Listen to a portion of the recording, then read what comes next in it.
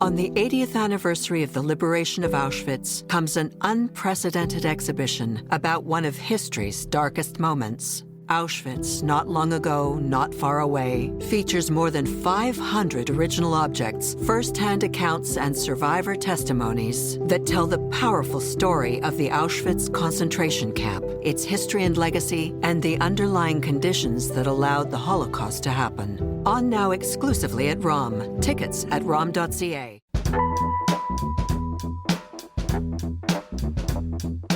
It's election week in Canada, and as Canadian Jews go to the polls, we want to know, how is this election different from all the other elections?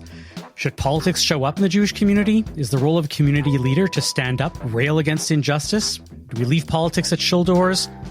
I'm Avi Finegold, born and raised in the great city of Montreal. I'm joined by free agent rabbi and the spiritual leader of Winnipeg Simpkins Center, Matthew Leibl, and associate editor at the Posen Library of Jewish Culture and Civilization, born and raised in Toronto, Yedida Eisenstat. From the CJN, we are not in heaven.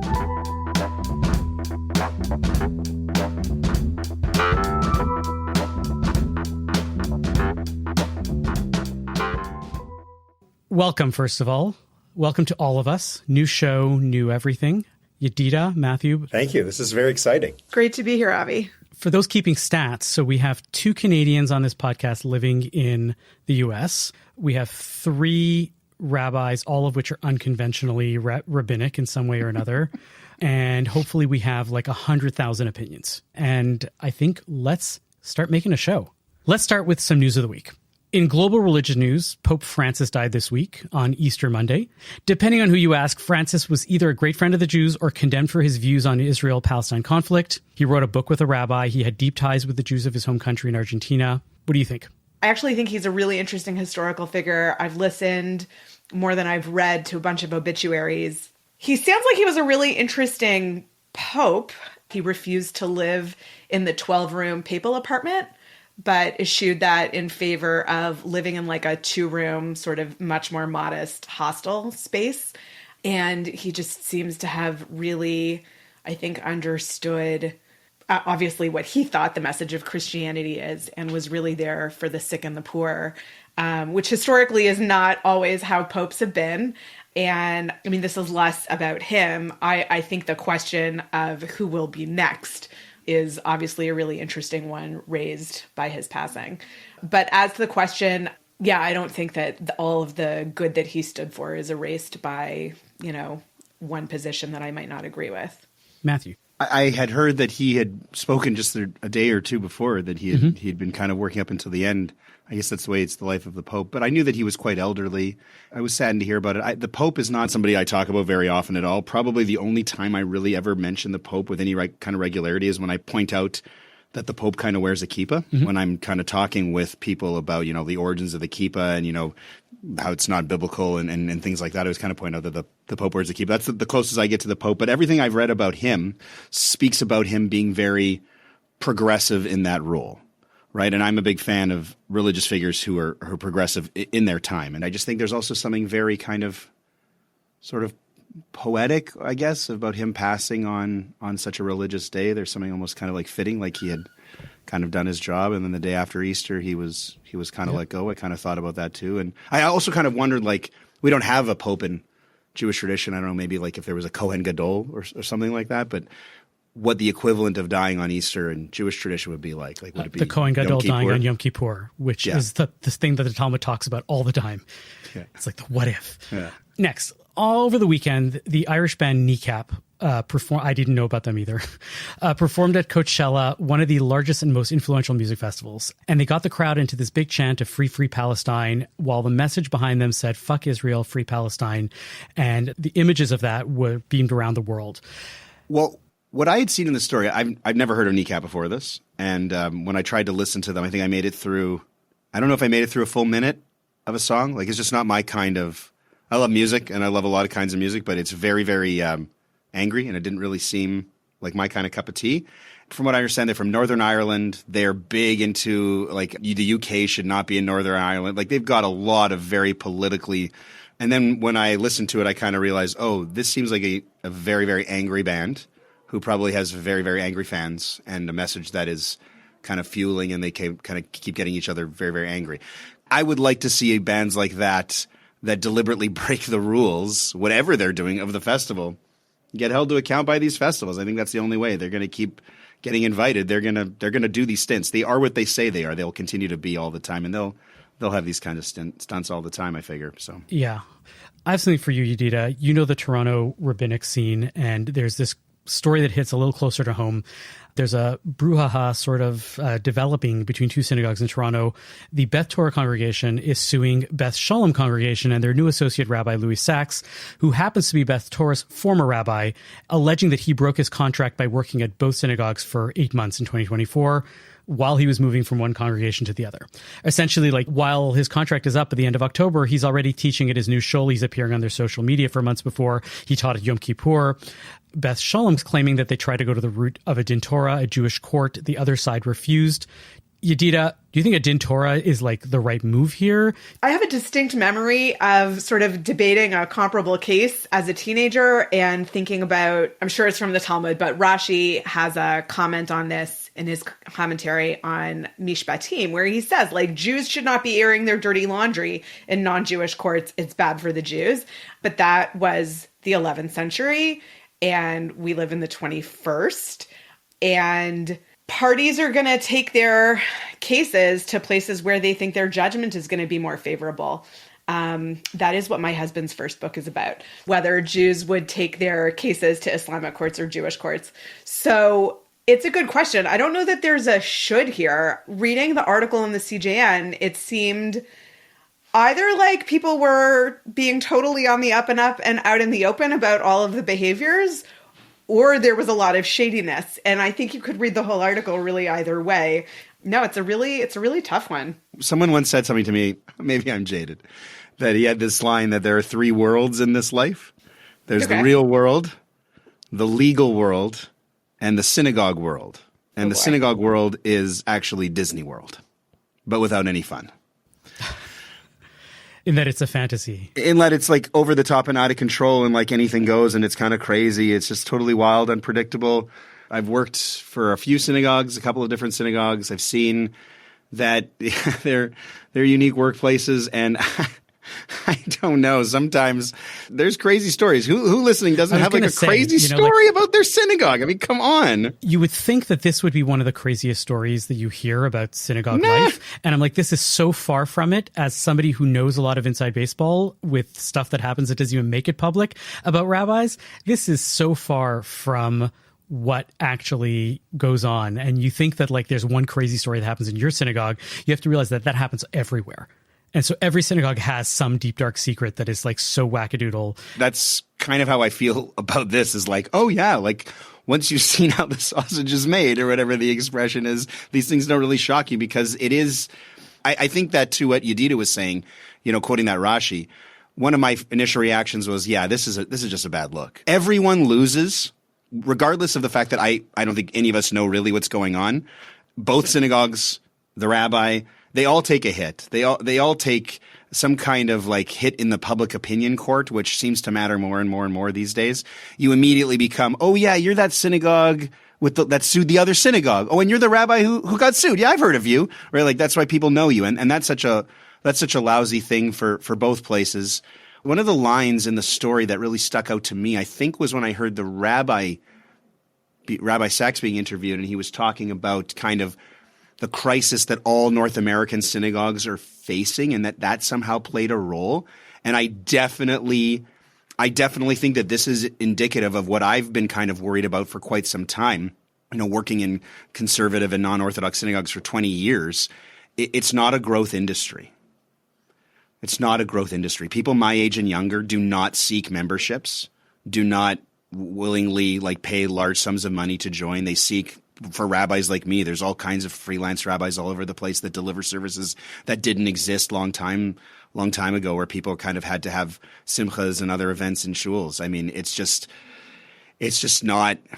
not a growth industry. And I think you start seeing these kinds of moves when people are getting desperate and getting rattled. And I wonder how many synagogues are feeling rattled for one reason or another. We have an election coming up this Monday, and it is one of the only times that Canadians pay attention to Canadian politics. So before we get to the details, I'm just curious if you found that your seders were politicized, if you heard any sermons that were a little too politicized. So I live in DC, and this is a very political town, and it seems like everybody I know, one way or another, is reeling from what's going on here.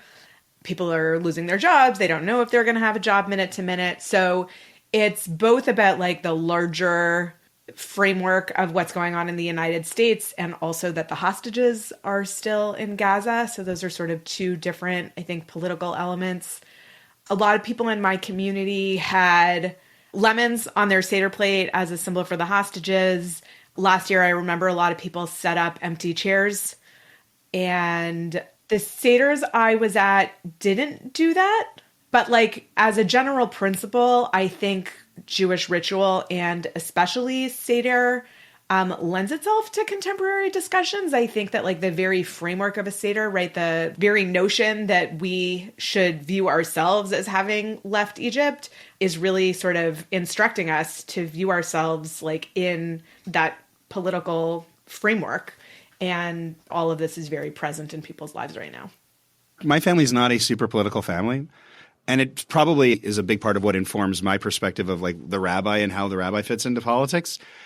The Canadian election is, I don't know, I think people probably have a stronger opinion about Trump in Canada than they do about people running for Prime Minister of Canada.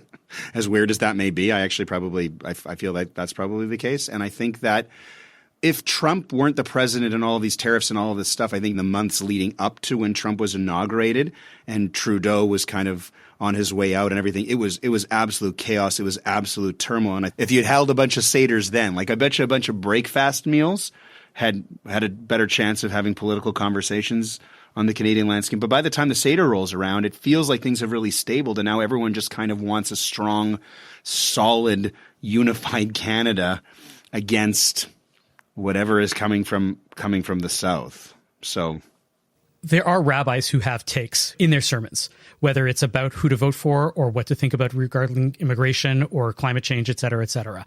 Do you think that that has a space, or do you think that that is absolutely verboten from the pulpit?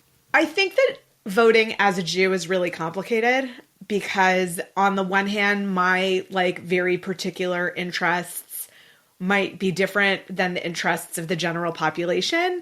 And then I have to decide whether or not I'm voting for like my specific thing. And like, I'm sure at some point we're going to talk about day school funding.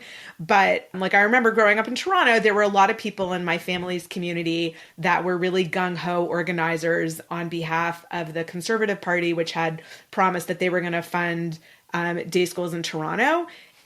And that's nice, except that if the conservative politics don't align with your values, then you're voting in your own interest against potentially your liberal values. So do I vote in my own interest, or do I vote for what I think is good for everybody when those two are in tension? And I think it's really dangerous for Jews to vote in their own particular specific interest as a bloc. I appreciated, Avi, in your piece in the magazine, I think it was Rav Moshe Feinstein, who you quoted, who said, like, Jews should vote, but didn't tell them how to vote, right? You go, you vote your values. I think that the question of the particular and the general are real, and I think it's really dangerous for Jews to get into bed with one party or another.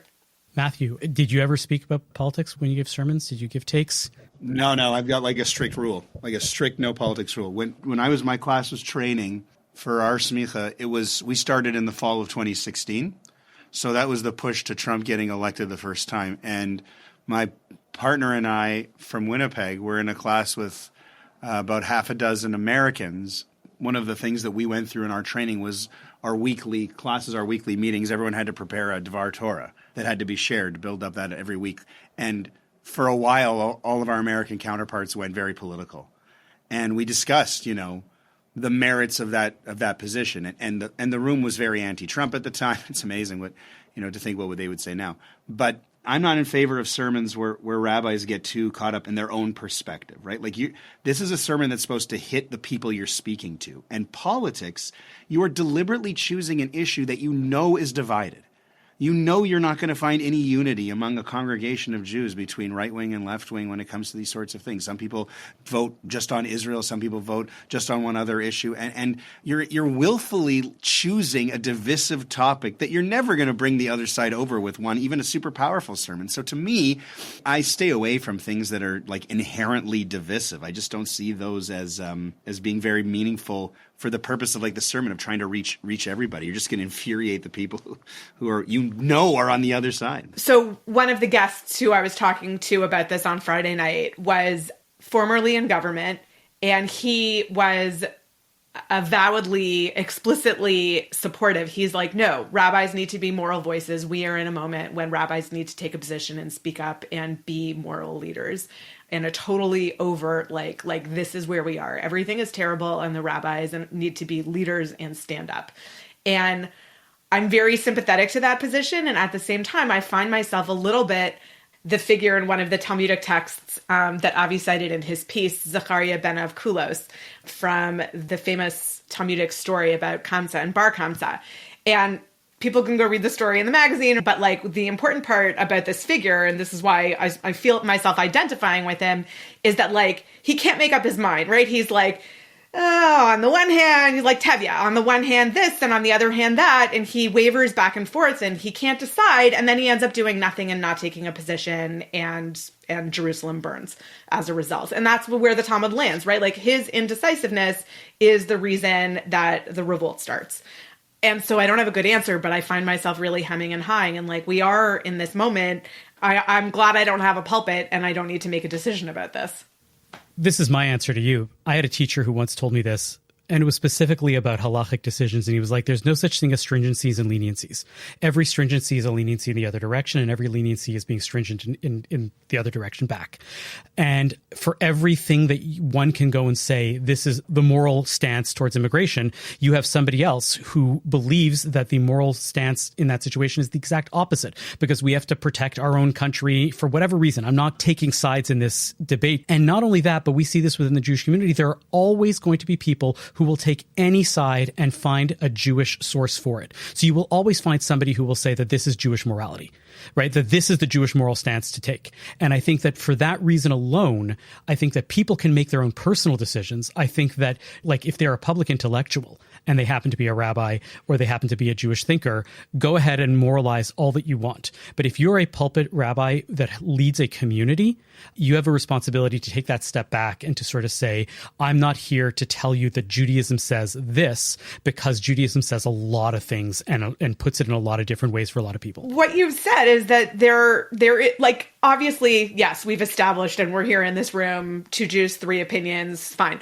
But the Torah does have positions. Judaism does have positions, right? So like there's wavering and there's gradations, but the Torah is a political document, and the rabbis interpret in lots of different ways how we should live our lives and what our values should be. And I grant that it's not always very black and white, but some stuff is more black and white than gray. I was shocked when I saw that the MK, which is the governing body that does kosher in Montreal, it does gets and it conversions, and they came out with a video message in favor of Pierre Poilievre. I was like, why are you alienating half the population or more than half the population? You see the polls, there's less support for Pierre Poilievre than there was. And yes, they're trying to shore that up. But what if you're a person that wants to get a get, and this is the place to go in Montreal, and you're not very observant, and you're a liberal?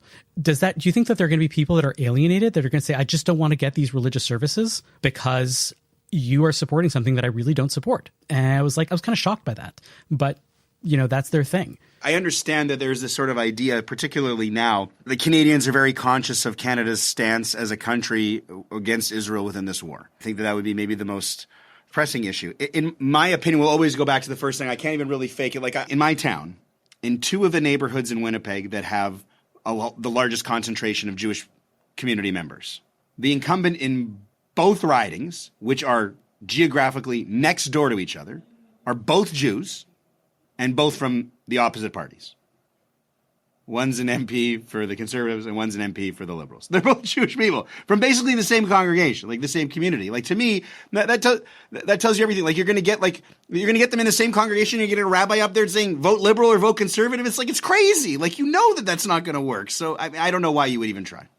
Yeah, you look at Montreal, it's the same thing, right? You have Anthony Housefather, who has been long a champion of the Jewish community in Montreal in the Mount Royal riding. And then you have somebody who's coming up against him, Neil Oberman. He is the guy that was leading some of these lawsuits against McGill, against Concordia, representing some of these students. And they, like you said, who's to say that they are more Jewish or less Jewish than the other?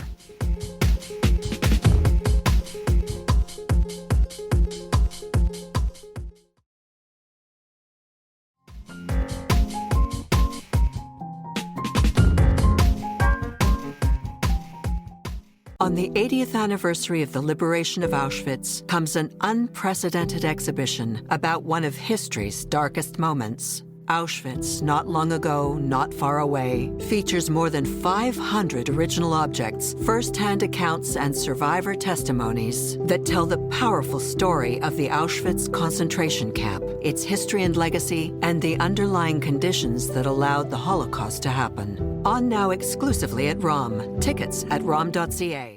On the one hand, we have some people wanting rabbis to be moral leaders. And I think that there's a way to do that without being explicitly political. I think there's a place for rabbis to speak from a place of Torah values and interpret and present the texts of our people and view them through a moral lens, because that's what the Torah is. It's to teach us how to be better people and realize God's will in this world, on the one hand, but also speaking politically and being overt about it alienates some percentage of the congregation. And I think we also want our rabbis to be community builders and bridge builders. And we live in a time when there's so much political extremism and everybody feels so alienated. I mean, I see in my own community, I think that people paint people of the other political party just as caricatures of each other, not talking to them, not taking nuanced positions, not asking questions, just projecting onto them the worst. And probably some of them are going to be listening, so you can decide what to do with that. I think it's a really, really tough one. And rabbis as community leaders are, squaring the circle and making these decisions and maneuvering this with powerful congregants this way and powerful congregants the other way, and also just trying to account for all the other people in their congregation and what's important to them. And it's totally a minefield. Okay, so here's a follow-up. I heard a lot of buzz in our community about people who were deciding not to say Shvo Chamarcha, asking that God's wrath be poured out on the nations who do not, I guess, recognize him. Any discussion of that where you are?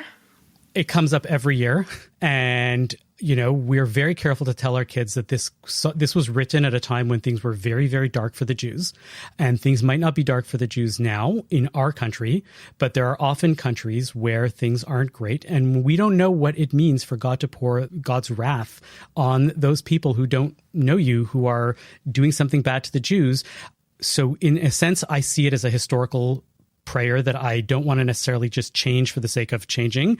And on the other hand, I think that I have to interpret it in a way that accepts that we are not those people or that world where that prayer was written. And I think that that's the way to discuss things. There's still some people probably who like Vihisha Amda, when they think about what that means. I think that there's just a natural, when you're small, when you're trampled on, you kind of just wish that you had the ultimate super fist, and you could just kind of clear things out for a little while. And I think that there are probably some people who, even if it taps into a more animal or primal part of your soul, those things come out when you feel threatened. And there's one thing I can tell you with certainty in the post-October 7th world in which this Canadian election takes place, there is a level of fear and anxiety that I have never sensed in my community. Just the way everyone is so on edge about Israel, anti-Semitism, the threat. I have never before in my life had people talking about how this must be what it was like in 1930s Germany or things like I've never heard anyone ever call back 80, 90, 100 years like that. And it just keeps reaffirming for me that people of all political leanings feel incredibly anxious at the best of times, if not truly fearful.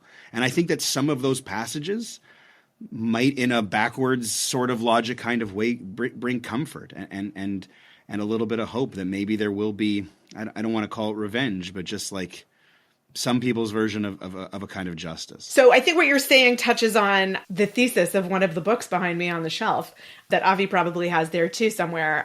Yosef Chaim Yerushalmi's book, Zachor. Such a good right?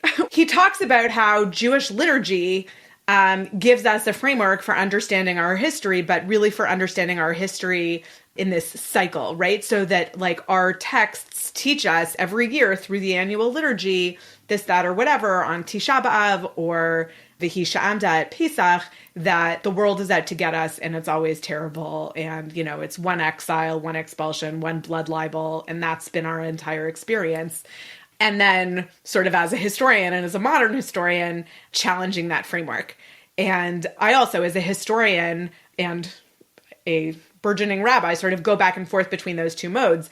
And it's hard to go back and forth. And I find myself as a historian, when people are walking around likening what's happening now to the 1930s, I don't have a way of parsing that. Of like people are feeling their feelings, but I have no way of knowing. Like, it's just like, I don't like, you know, I should talk to some historians and see how, not to delegitimize people's feelings, but, you know, what the comparisons are. I'm sure somebody's writing about it.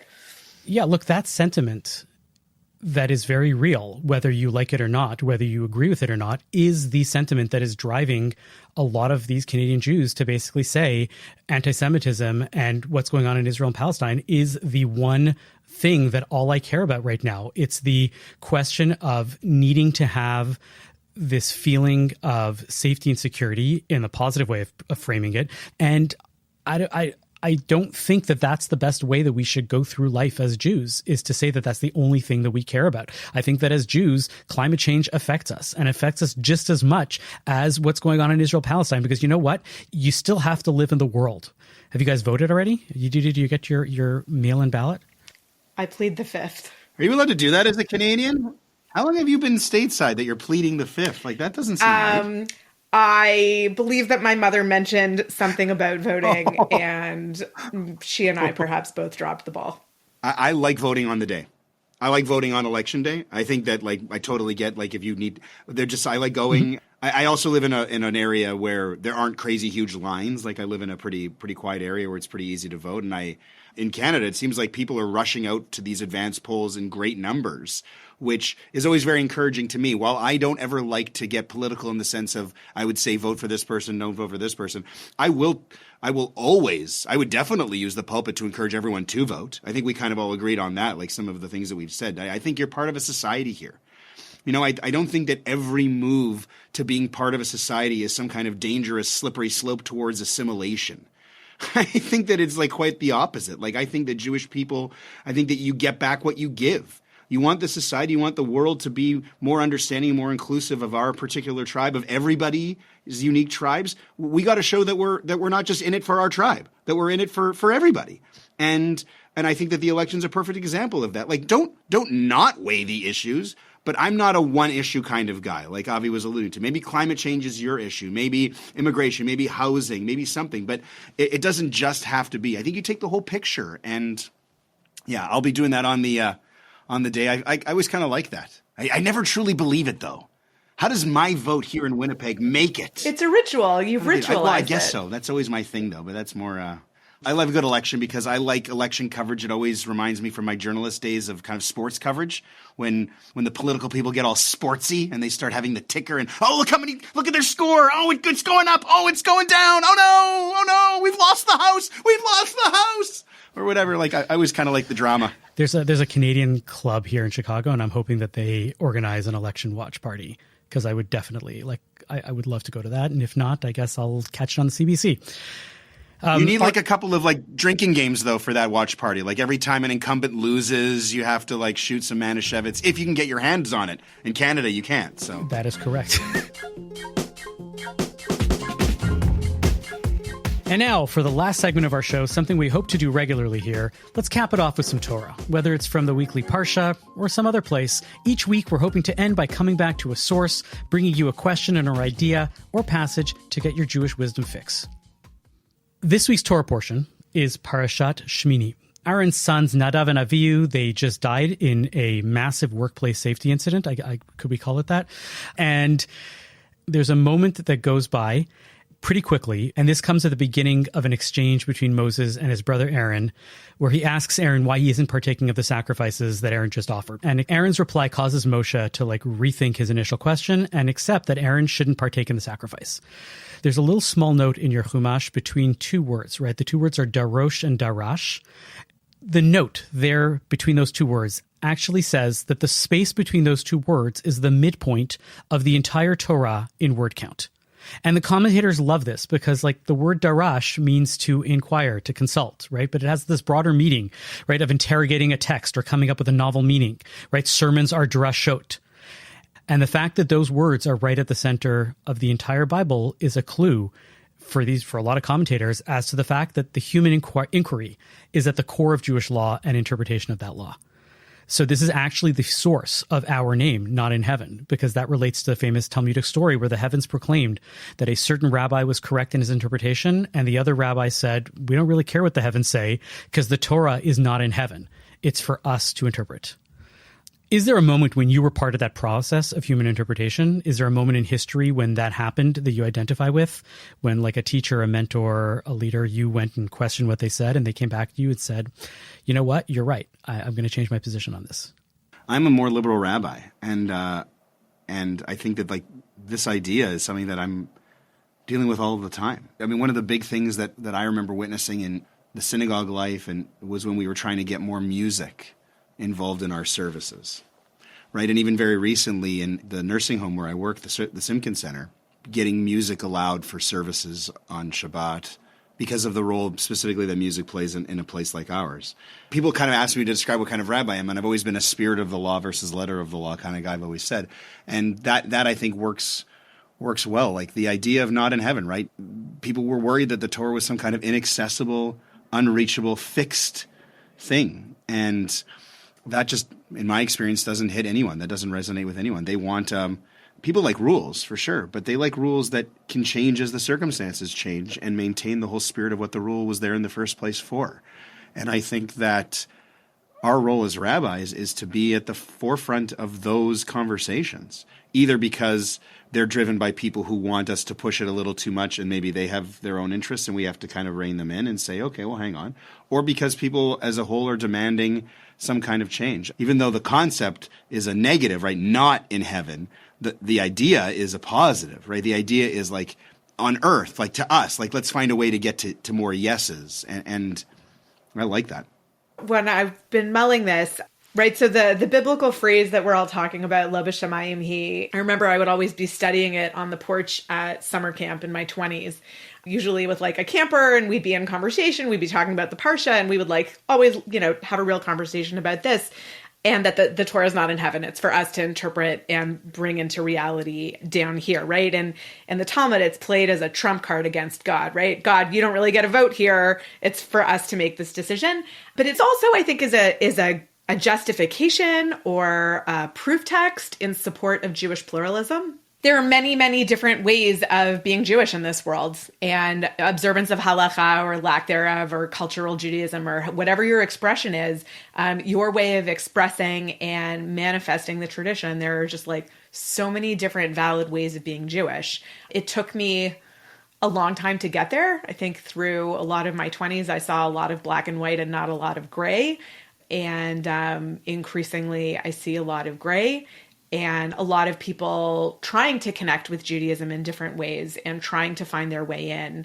And there are so many different ways in. The only thing that I can add is the examples that I've been thinking of were very similar to what happened with you, Yedida. One was when I moved to Boston, the first time I moved out of the house, basically, and I was teaching high school at Maimonides, which is a big, prestigious day school in Boston, in Brookline. And I was meeting these people who were, the best way I would describe them is observant conservative Jews. And I was like, oh, right. I used to think that observant meant like orthodoxy. And these are people that are praying in an egalitarian congregation or maybe have music on Shabbat, whatever it is that they have. And they really believe that this is a true halachic expression. And they're doing it and they're being religious about it. They're being frum about it and having halachic discussions around that. And I was like, oh, right. That could be the right thing to do also. I'm doing my thing, but that, I'm not here to judge that that's right or that's wrong. And that really opened my eyes. And then the other time that happened was in graduate school where I had a professor who really gave me like this moment. And this was, him telling me, right, Lo b'shamayim hi, right? He was like, anytime something would come up in class, I would try to like make it work and make it fit. And he stopped me in the middle of and this is University of Chicago. He goes, Avi, your yeshiva thing of like harmonizing texts doesn't work in the university. You have to problematize texts. It's okay to ask a question and leave it as a question. And that was such a like, oh, you're right moment, because in the Jewish way is like, that's what the sermon is. You have a text, you have a competing text that they don't really make sense. And the Talmud makes it work, right? And the rabbi, on Shabbat morning makes it work. And he's like, it's okay to leave it as a question. And that was another profound world shift for me about like my understanding of how the Torah works. The Torah can be left with questions. Thank you for listening to Not in Heaven. Our producer and editor is Zachary Kaufman. Michael Freeman is the executive producer. Mark Weisblot is the editorial director for the CJN. To catch every episode, subscribe wherever you get your podcasts. If you'd like to support our show, consider making a donation to the CJN at thecjn.ca/donate. If you want to keep up with everything else at the CJN, get our free newsletter at thecjn.ca/newsletter.